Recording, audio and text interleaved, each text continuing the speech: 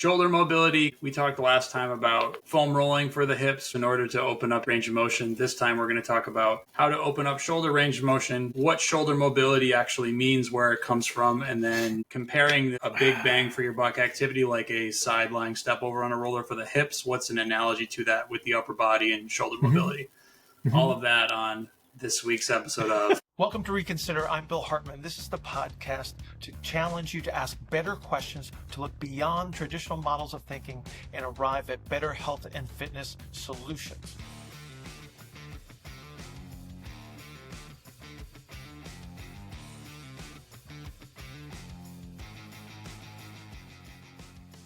Well, the hip mobility episode was a big one. Yeah. Just in terms of viewership, as the AI gods foretold, the YouTube Skynet foretold. Skynet, yes. We need to be concerned of the Terminators.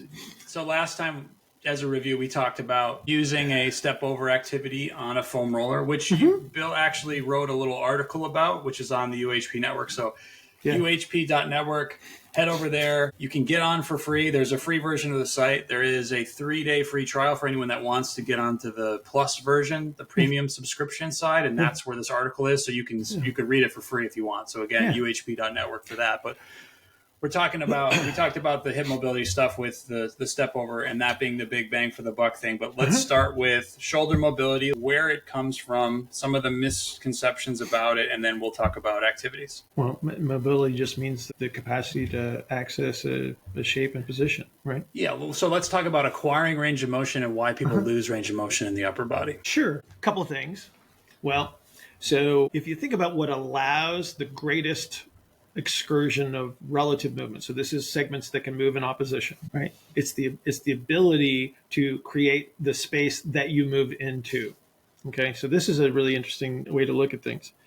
So if I wanted to internally rotate a shoulder, there has to be a space for me to move into prior to that motion. The cool thing about that is that if we have anterior expansion of the thorax, so the ability to take air into the upper portion of the thorax and expand it forward, that would be the space that would access internal rotation. As you start to access that space starts to disappear. Kind of makes sense. As I move into it, the space actually has to disappear. So that means that the space has to be pre-existing. So when we talk about the foundation of the ability to move the shoulder comfortably with relative motions, it actually has to do with how much air you have in the upper thorax. So it is the foundation of, if you want to call it whatever you want to call it, shoulder range of motion, shoulder mobility. It's like I have to have the capacity to create those spaces. And so the ability to take air into the upper thorax, so the space between your scapulae, the space that's around your sternums, like those two areas are kind of key areas that we have to address to make sure that we can actually make the space to move into in those two areas. And so that affects the scapular position, that affects the relative position of the humerus to the scapula, right? You have superficial musculature that covers those areas that when we move around in certain ways, they can actually compress those areas, limit the amount of air that we get into those spaces, and now we don't even have the space existing to move into. So now we have to use what we call compensatory movement in that circumstance. And so just saying shoulder mobility and then looking at unisolated movement creates a tremendous amount of confusion, because I can magnify a measure and not do so with relative motion. So it could seem like, well, this is good motion because it's a lot. I can have a lot of shoulder internal rotation and have none of it actually come from the shoulder joint itself, because of the way that we perceive it to occur. Like I can turn my neck rather aggressively in one direction and it'll look like I have a lot of shoulder internal rotation. And so this is a big error that people make. Especially go ahead, sir. I think the cardinal plane thing and the quadrants perspective and the 2-dimensional, 3-dimensional representations of movement are limiting here, because people expect they're dictating their success or their ability to move their shoulder by, can I do this motion? Can I do this lateral motion? Can I reach behind me? And those are the things that they're going to try to stretch or strengthen in hopes that will fix their problem. When it really is, you boil it down to just the physics of it.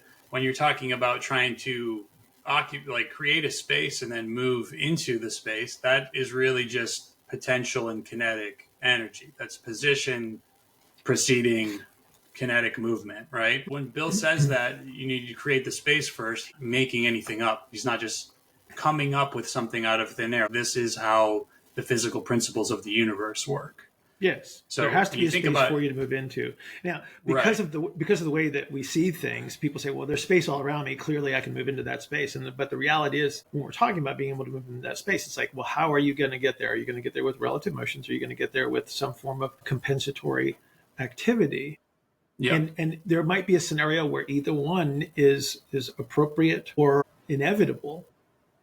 Yeah. But we have to differentiate that. We can't just equate the fact that, oh, I can assume this position. It's like, well, how did you get there becomes very, very important, especially like in sporting activities and such, because people wonder why like certain things start to hurt. And it's like, well, guess what? Because you didn't get there with this nice distributed force applied through a system. You created an isolated force on a structure to do so. And so that's what we're trying to... The next thing is that I was going to bring up is the structural constraints. You have very hard limits to the spaces that can be created or occupied based on your structure, your skeleton, the rib cage, what's inside the rib cage, the muscles outside of the rib cage restricting the space, the ability to acquire the space. So that's kind of that's the approach we need to take when we're talking about shoulder mobility and hip mobility or any mobility is, well, what are those restrictions? Well, the big step in the right direction is recognizing the fact that the shoulder does not behave in isolation. Yes. Right? And so so we can go back to our previous example where we're talking about the shape of the hip and the pelvis. And if we can't acquire the pelvis shape that we talked about in the last episode, you're not going to be able to access the internal rotation in the shoulder joint, because the precursor to having expansion in the upper thorax is the ability to create the appropriate pressure in the pelvis itself. Because if I can't do that, I can't keep enough volume up in the thorax to allow me to access the shoulder range of motion in the first place, because gravity works. And so you will always get squeezed from the top down. And if I don't have a pressure that pushes back up to counter that down force, then again, I have superficial muscle activity that's going to squeeze the thorax. The thorax is going to get smaller, literally smaller. Right? That increases superficial muscle activity that actually restricts the isolated joint ranges of motion. So we lose our relative motions. Now, can you continue to access a position like an internally rotated shoulder? Yes, you can, but you're going to have to use other structures to do it. So when you get that little neck pain there at the base, the right base of your neck, every time you try to internally rotate your shoulder, it's because you don't have the shoulder range of motion to do that activity, and you're actually using another structure to create the position. And that's a problem. That's a really important precursor to all of this. And it's good that we did hip mobility first, because you refer back to that. That's really, we're talking about step one. I think, step 0 would be identifying if there's some type of medical or structural issue that you can't change first. If you've torn something in your shoulder that is severed and it doesn't exist anymore, or you've broken something bone-wise, this conversation doesn't really matter that much. That has to be addressed. But this first step of what position can the hips get in? Can the hips help sort of direct stuff up to get the fluid and the air to expand upwards? Because like you were saying, if the hip position is not controlled and there's an orientation at the hip, say into ER and compression, the fluid is probably going to go forward in a lot of cases and not be able to kind of go upwards and create vertical space. Well, here's the double whammy. So if we have an anteriorly oriented pelvis, right, that's a substitution for the internal rotation and the position that we talked about in the previous episode. So the shape change that we use to create relative motion, internal rotation, and a high force, high pressure pelvis, well, we have to have a similar representation in the thorax itself. And so if I anteriorly orient the pelvis because I have to push down with some sort of a compensatory strategy, I get bad news. You're going to use the exact same type of strategy in the thorax. And again, now we've duplicated the down force in that circumstance. Well, that's immediately going to take away the volume in the thorax itself. And so this becomes a problem, because you could actually do an activity that appears to increase a measure. And I say a measure because if you took all of your repeated measures, you would see that the result that you're getting is not the desired outcome if relative motion is the goal, which means that we're increasing both our ERs and our IRs. What people will tend to do by accident is they will say, I want to change this one measure. I do this one activity and that one measure changes, and they go, way to go me, without a recognition of the fact that, well, you actually may have just robbed Peter to pay Paul. You actually took away something that was vital and important regarding relative motion and health to create a magnified measure. And again, I always fall back on the shoulder internal rotation thing because people like to use that as their wow measurement, right? Right. Because they go, wow, look at all the internal rotation I got. Well, if I magnified that at the neck, because of the activity that I chose actually magnified an anterior orientation of thorax. So an anterior orientation of thorax increases the next contribution to the shoulder internal rotation measurement. Okay. Yeah, and write that one down. And I think that this is something that we've talked about on the network, but I don't think we've talked about it on here yet. But you mentioned a really good point about how people might dictate their success based on a certain measure. And that measure oftentimes is internal rotation. So it's either with a off the side of the table internal rotation test, but I think more importantly or more commonly used is going to be like a scratch test. Yes. And it's important for people to know that both reaching over the head and behind the back is both a measurement of IR. And that's something that you've told me recently, and you've told people on the network recently, that I don't think is common knowledge. It's just assumed that this is an ER test and this is an IR test. Right. But they're both, in fact, IR. And when I do something to improve the scratch test on both sides, I'm going to say, if I don't know any better, oh, I've improved ER and IR by doing this activity. When now you've actually created another issue in order to get some internal rotation back. Yeah. Yeah. All you have to do, okay, so somebody reaches up behind their head to reach the opposite shoulder blade, right? Yeah. What's the compensation when they can't do it? They have to jam their, exactly. So they have to jam their neck harder into an IR'd position, not an ER'd position, but an IR'd position, because they have to create the compensatory action, right? So they're adding more IR to the system. Therefore, the simple representation here is I'm reaching into an IR space that I do not have available. So I have to create the shape. I have to cheat to get there, right? So if you do something, and again, it's like people will tend to use that measurement because number one, it's very important and it's a very useful KPI, key performance indicator, right? But if we look at it just in isolation and we don't check everything else, we don't know if the improvement is relative or not, if relative motion is the goal. Because unfortunately, it's very easy to change and not necessarily in a positive way. Right. So I can show you that I can get you internal rotation back, but if I anteriorly oriented you in order to do that, it's not going to be a useful long-term strategy. Well, not from a long-term perspective, certainly from a performance-related perspective, it may be useful, at least for a moment in time. It's like if that becomes the default strategy, there are certain consequences that would be associated with that. And it's typically going to show up as some form of upper thorax thingy or a neck thingy.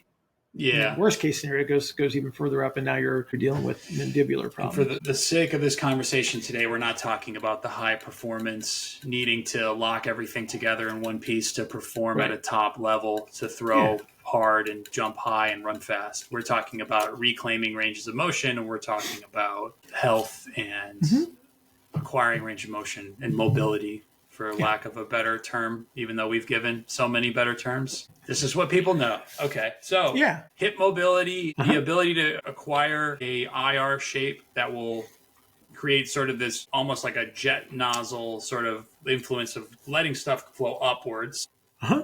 That's going to be step one. So I think before we get on, I think this is part of a problem that people have when they do a bunch of activities and their shoulder range of motion gets better in the clinic or at the gym, and then they leave and it goes away immediately. That's because they're probably dealing with a hip and pelvis situation that does not allow them to maintain what they just this is the problem. acquired. This is the problem with isolated thinking and thinking like somehow the shoulder is separate from the rest of the system, right? Sure. It's like if I didn't address the foundational elements, like I can change shoulder range of motion instantaneously in many different ways, right? Yeah. Okay. actually the representation of shoulder range of motion, let's call it that, because the true measure may not have actually changed.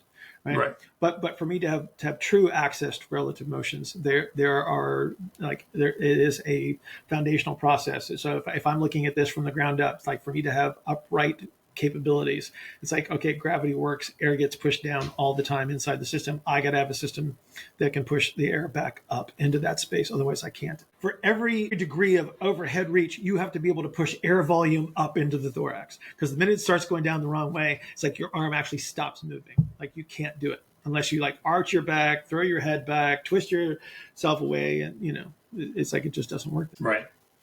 Okay. Yeah. So I think we've sort of hammered on the fact that yeah, if you're going after the shoulder mobility thing and you haven't addressed the hips and you haven't watched the previous episode and gotten some idea of what you can do for that, that's where you're going to start. Yep. Even though that might not intuitively make sense, where I've got a shoulder issue. I literally just worked with a client right before this where we did a bunch of hip stuff and foam rolling and rolling on the ground, and the shoulder range of motion came back, and it was very little to do with anything we did on the foam roller. Yeah. That's important. It works. So you have to just try to show them that that's going to happen for you. So what's next? We've got the hip position. We've got stuff going up now. What are the things that I need to? What's the interference that I need to get out of the way? And then what do I need to do from a shape change perspective up there? So depending on the scenario that you saw in the pelvis, you're gonna have superficial muscle activity that can limit the shape change of the upper thorax.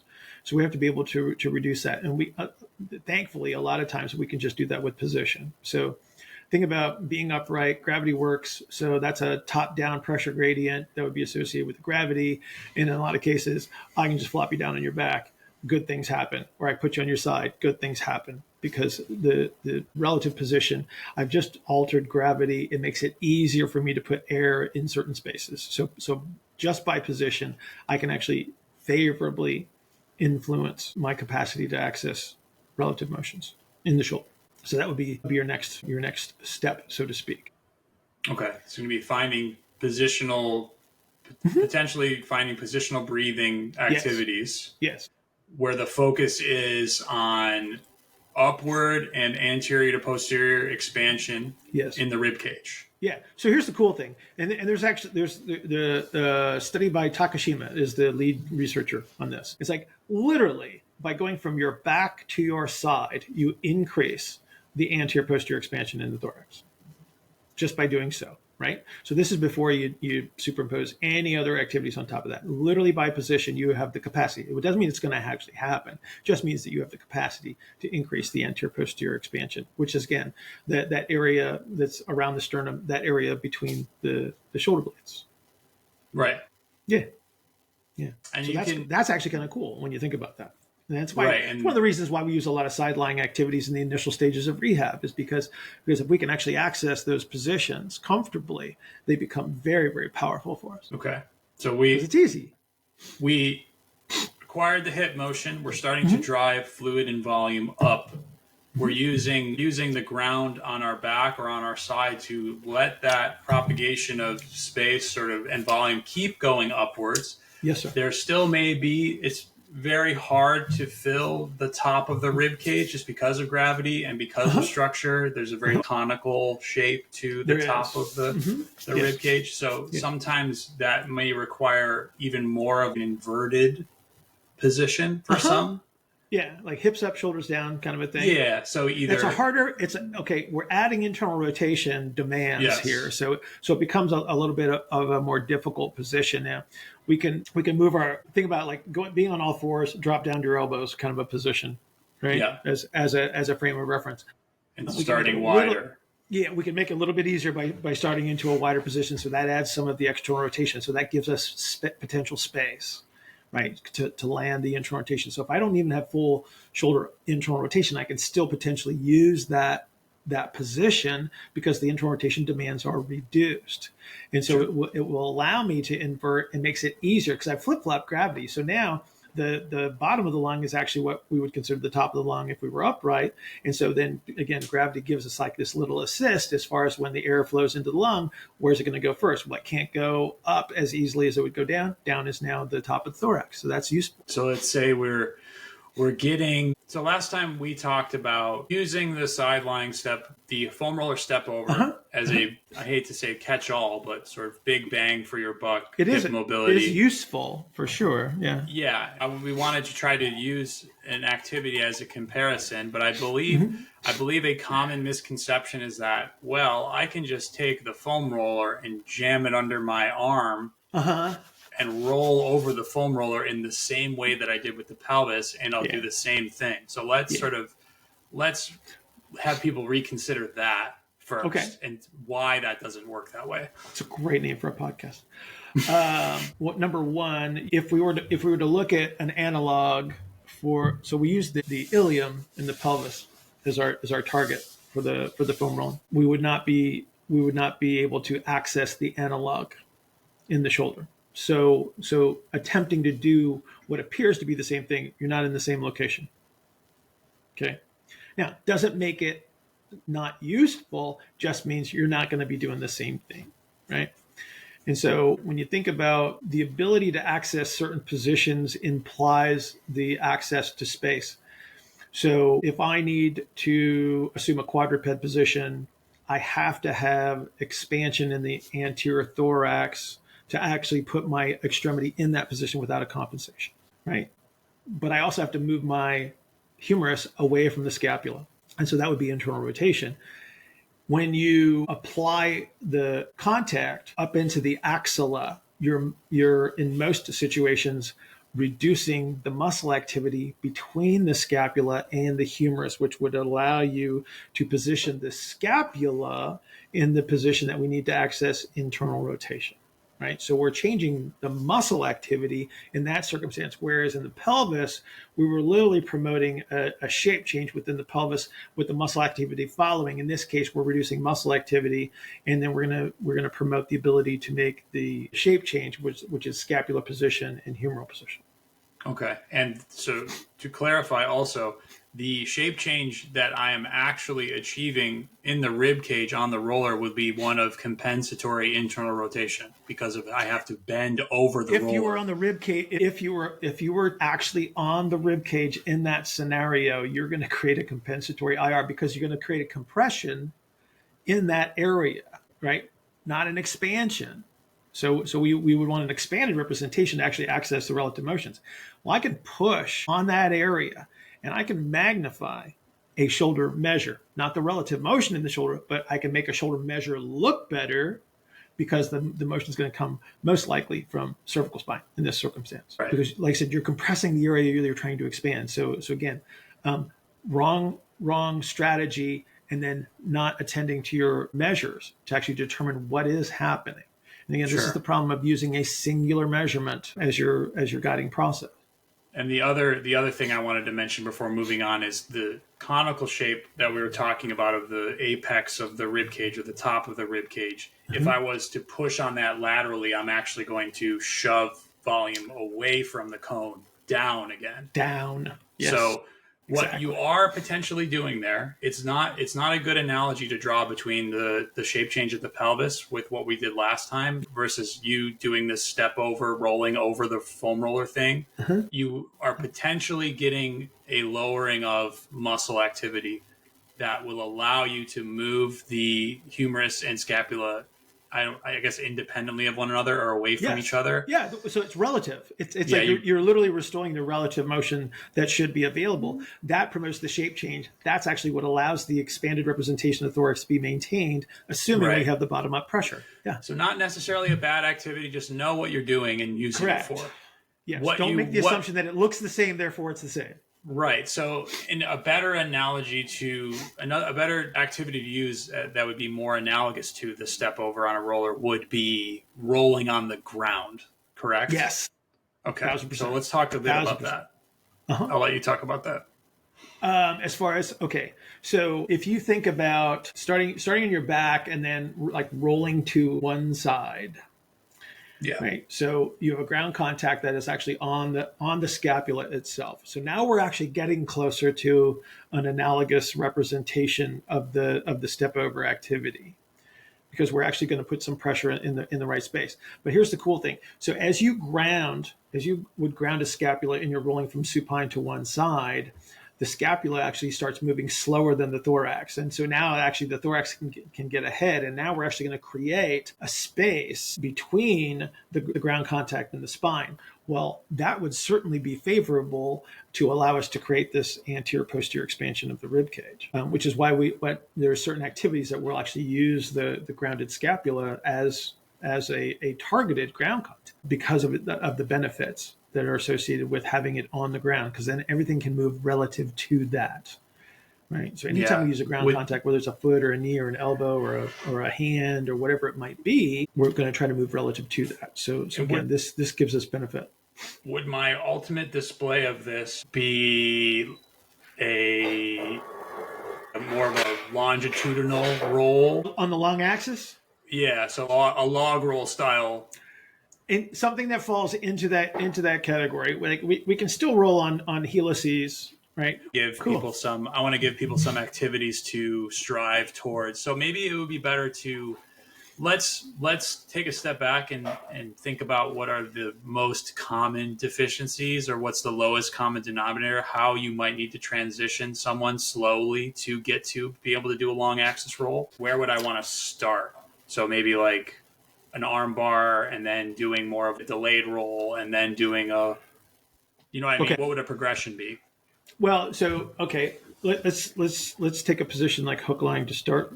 Sure. So we managed the hip stuff first, just as another, I'm just harping back to this again. We did the hip stuff.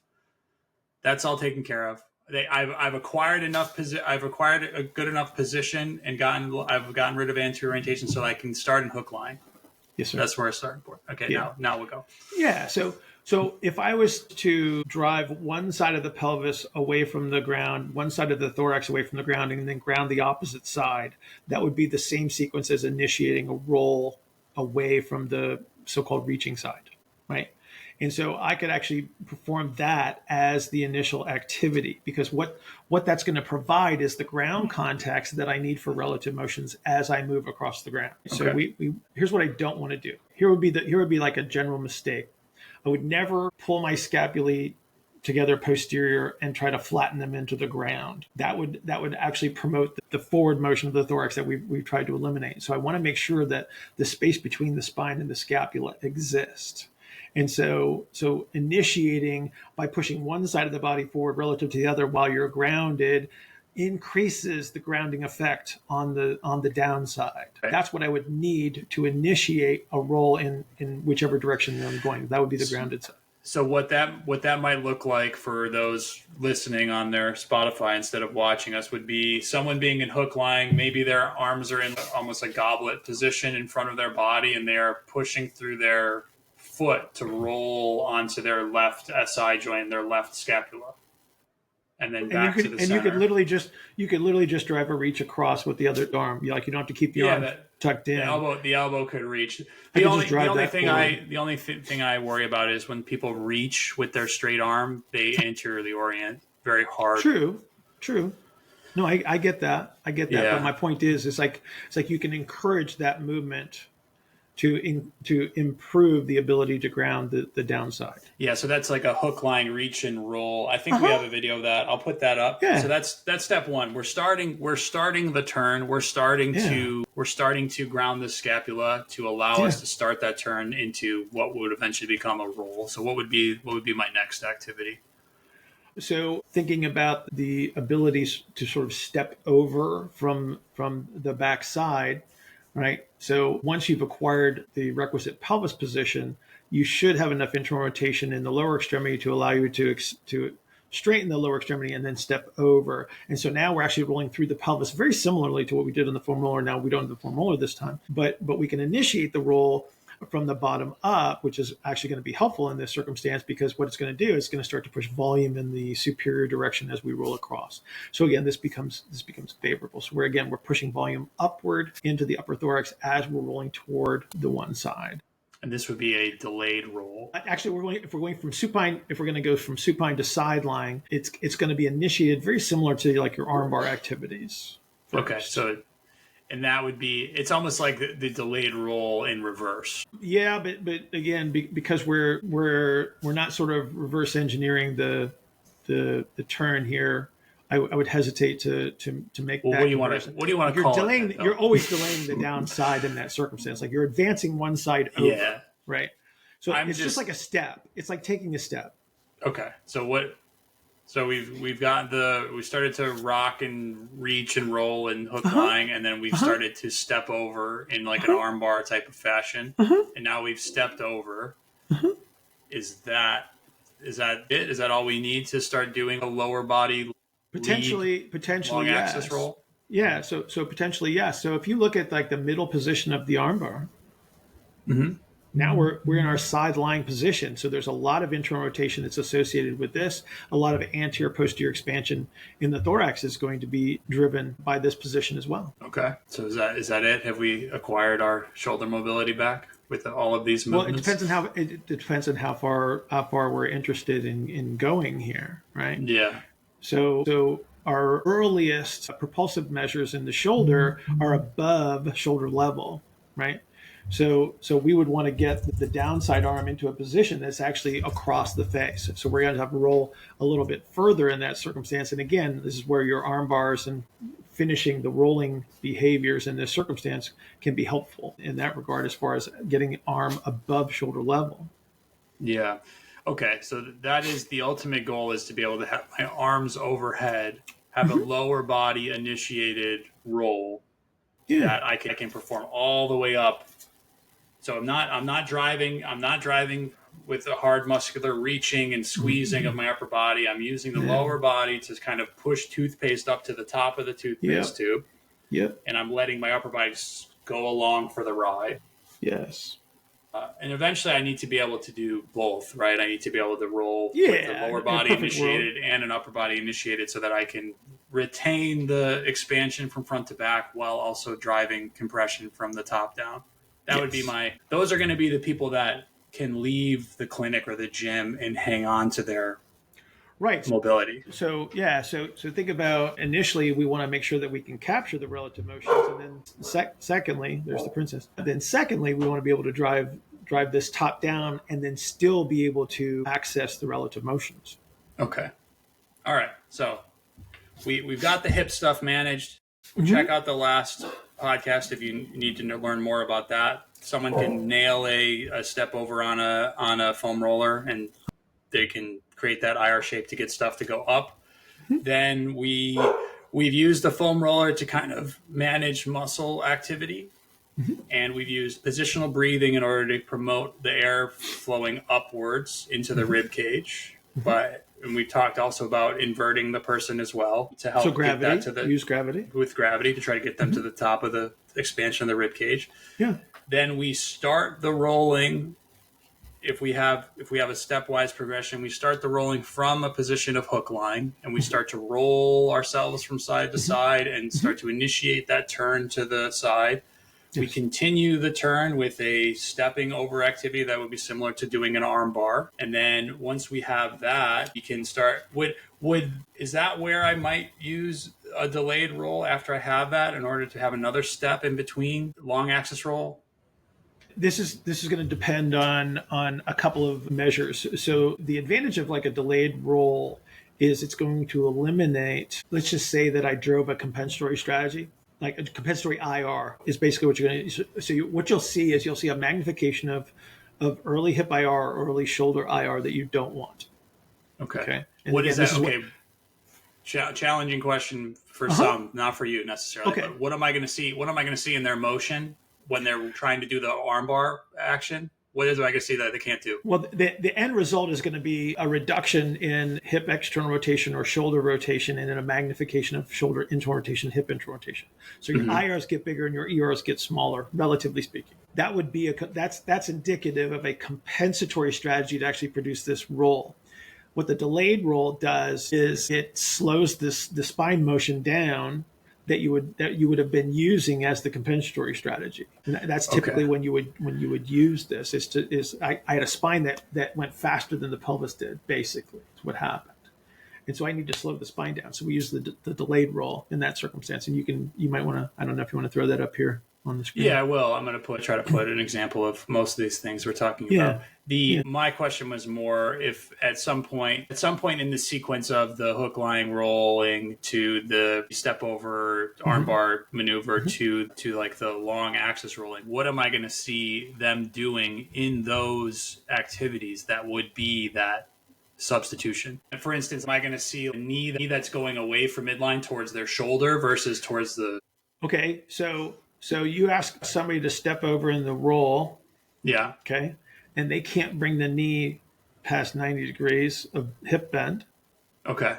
Dead giveaway. Yeah. Dead giveaway. They can't bring so when you think about cueing and such for like a hip position, we always want to guide people towards midline.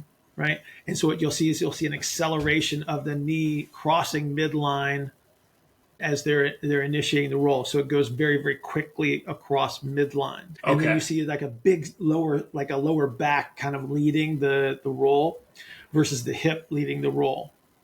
It's like they're swing their lower body through the center instead of being able to control it. There's a big acceleration actually that would go across.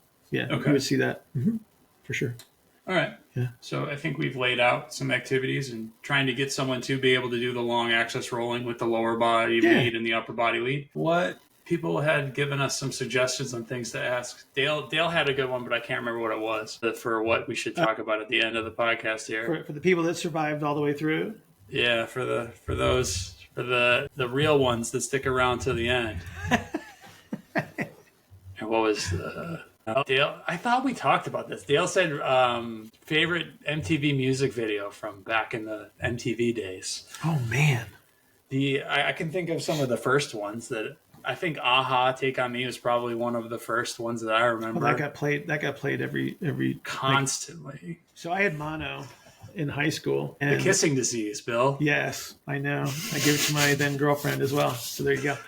Nice. No, so I memorized the rotation on MTV because Rat had just come out with Round and Round. Oh yeah, that was big. Love that song. And so I memorized that. So Rat was one that kind of stood out early on, but that was like 1983, 84. Man, I remember heavy rotations of Michael Jackson, Beat It, Bad, Yeah. Well, when Thriller came out, they had that Thriller like movie. Oh yeah. Yeah. That gave me nightmares for years. Yes. Scared me for years. Okay. Yeah, I think Rat would be like the one that stands out the most.